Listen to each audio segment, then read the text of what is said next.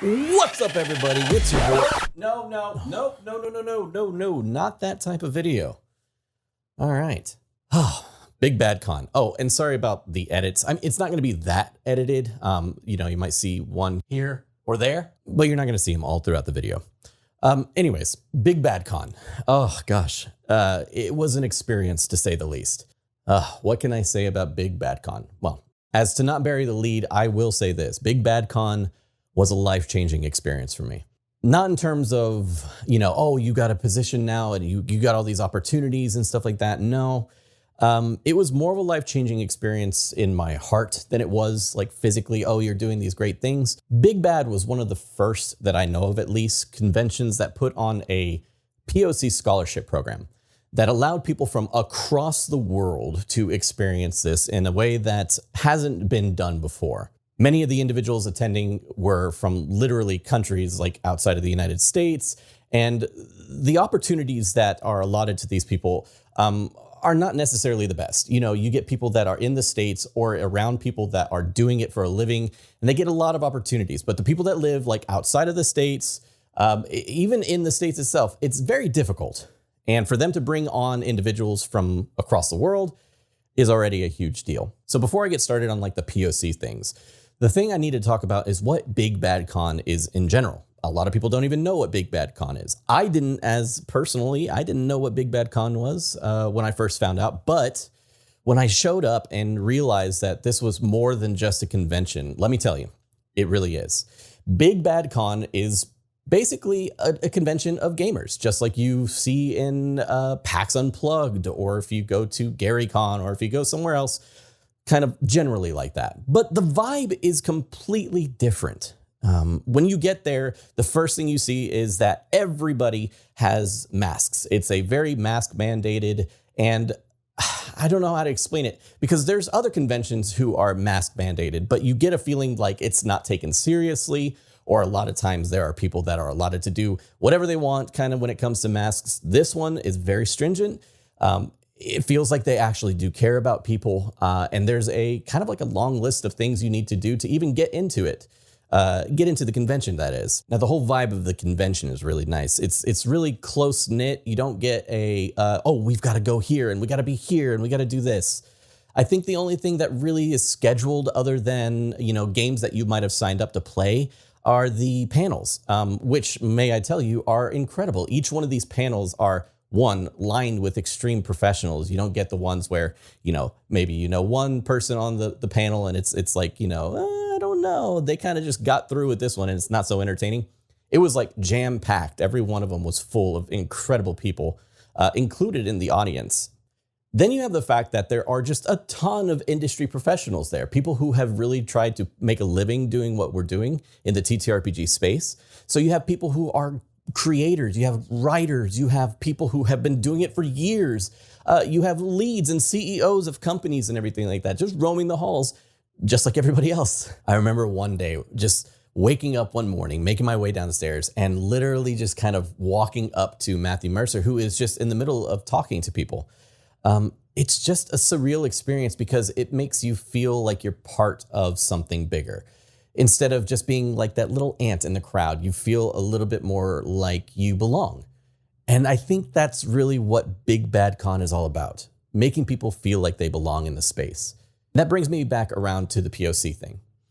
The POC program is absolutely wonderful, but to me as a personal experience, I need to get one thing off my chest. I feel like I have been led to believe as I was growing up that I didn't really belong anywhere. And hang on for a second as I explain that, because really what that means is that I didn't necessarily fit into anything in particular when it comes to my own race. The reason I say that is because I am very white presenting. I have a very light skin complexion. So, and on top of that, I have a pretty, I guess you could say, normative American accent. I don't have a Spanish accent. I don't speak Spanish in general. I can understand a bit, but not speak it. And there are things about me that while I was growing up have been driven into me, as I wasn't either white enough for things because I have a Mexican last name and I have a Mexican upbringing and everything like that. But there was a lot of times when the Mexican community said, you're not Mexican enough because you didn't speak Spanish, or you're not involved in all these cultural things that we are. And so when I received this scholarship, whenever I was offered the opportunity to join in on all this, I almost felt like I wasn't deserving of it. I felt like maybe there was somebody else that was either more qualified for it because of, their talents. There's some amazingly talented people out there, but more along the lines of, I didn't feel like I was POC enough. And that's a very harsh feeling. And it's a very, I guess, personal feeling that I have to really learn to get over, because when I got there, you have no idea how much of a inviting and loving community of people attending this thing were to me.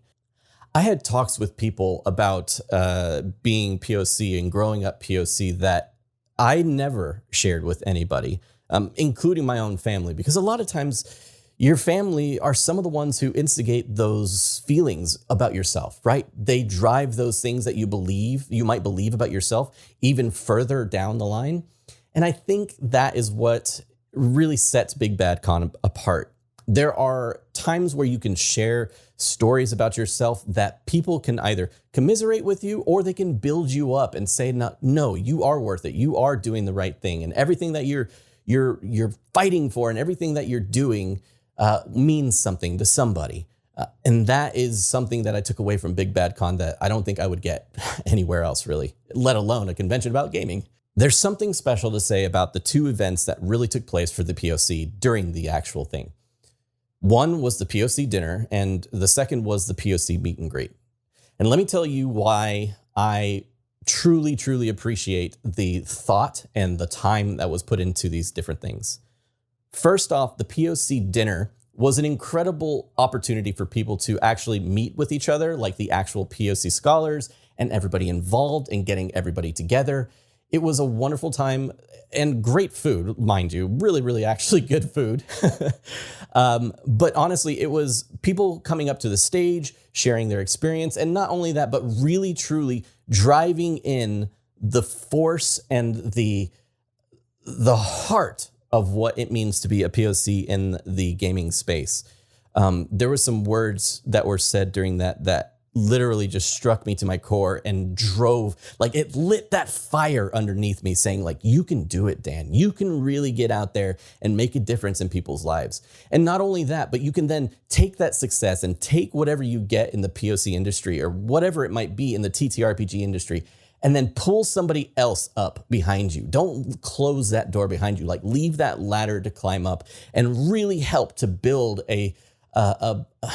upon a broken system, right? That systemic racism, that thing, I think I read somewhere, or someone had said something like, if there is over a 30% POC attendance at something in a meeting or in a space or something like that, white people or people that are not POC, they see the space as being majority POC.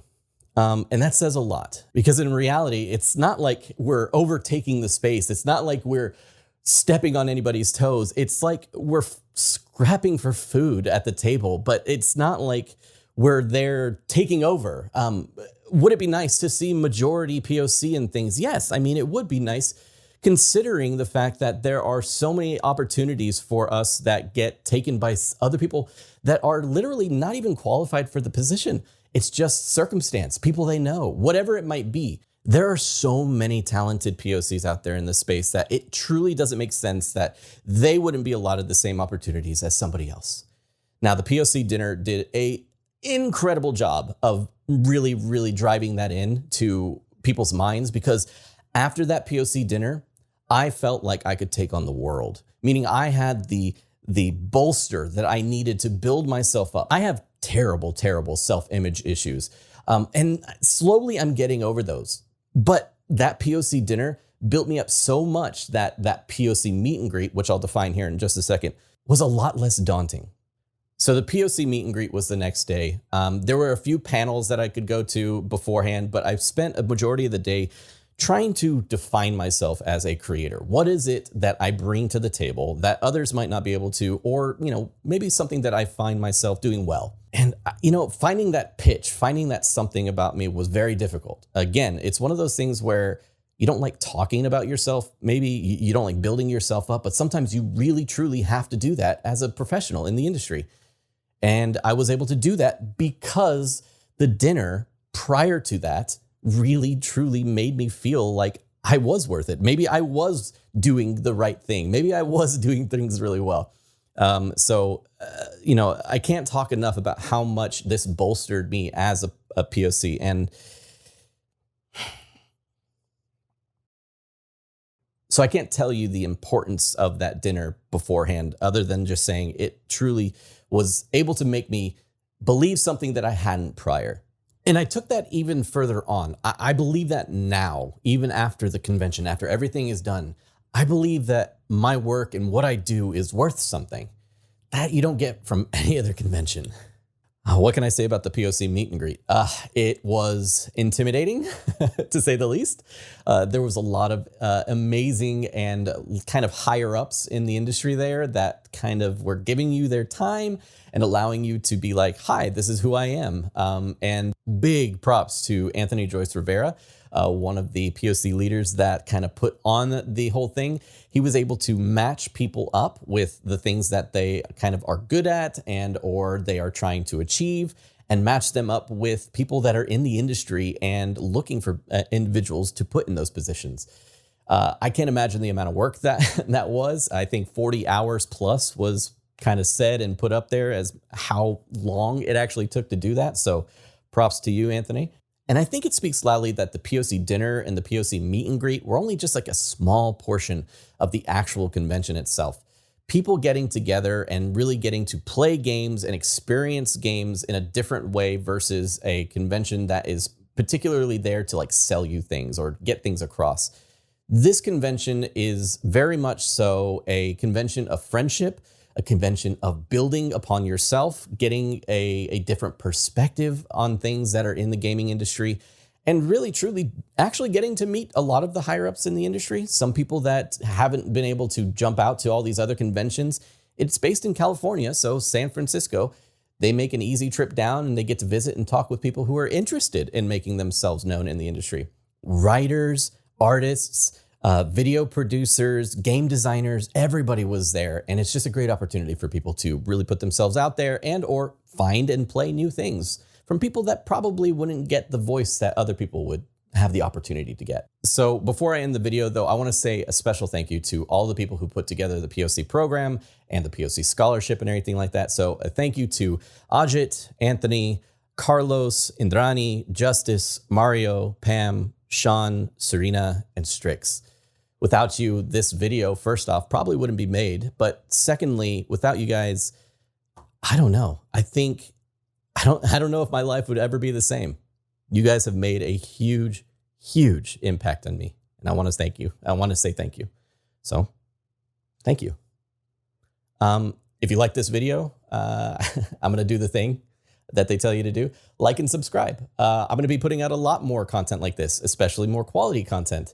You'll see reviews. You'll see talks about the different aspects of TTRPGs and heck, a lot more. So stay tuned. And again, thank you. We'll see you on the next video. Bye. Oh, one more thing.